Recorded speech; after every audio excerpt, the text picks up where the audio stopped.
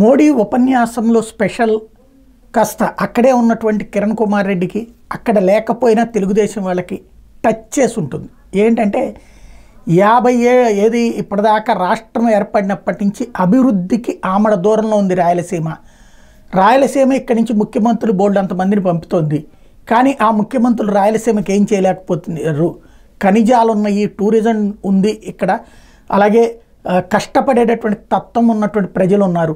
కానీ ముఖ్యమంత్రులు ఏమీ చేయలేకపోతున్నారు. మేము మళ్ళీ ఎన్డీఏ అధికారంలోకి వస్తే చేస్తాము అన్నటువంటి పాయింట్ చెప్పుకొచ్చారు.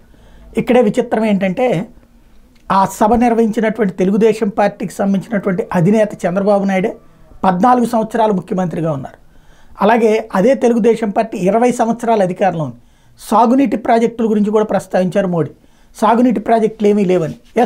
సాగునీటి ప్రాజెక్టులు ఏమీ లేకుండా శ్రీశైలం, నాగార్జున సాగర్ లాంటివి వచ్చేటప్పటికి నిర్మాణం అక్కడ ఉంది, వాటర్ మాత్రం అక్కడికి లేకుండా సుదీర్ఘకాలం పాటు ఉంది. రాజశేఖర రెడ్డి వచ్చాక అక్కడ ఏదైతే పోతిరెడ్డిపాడు లాంటిది పెట్టకపోతే అసలు ఉండేదే కాదు.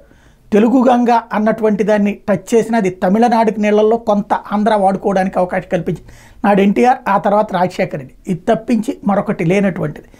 అట్లాగే ఆ తర్వాత ఇప్పుడు రాయలసీమ ఎత్తిపోతల పథకాలు లాంటివి పెడుతున్నది జగన్మోహన్ రెడ్డి.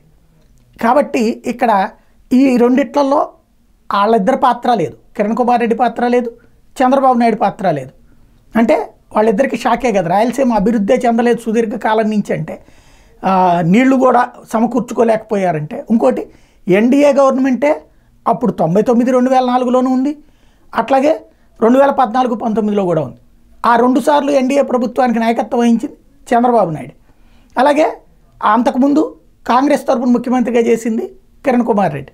కాకపోతే వాళ్ళని పేర్లు ఎత్తలేదు, కానీ ఏ ముఖ్యమంత్రి ఏమీ చేయలేదంటూ నరేంద్ర మోడీ చెప్పుకొచ్చారు.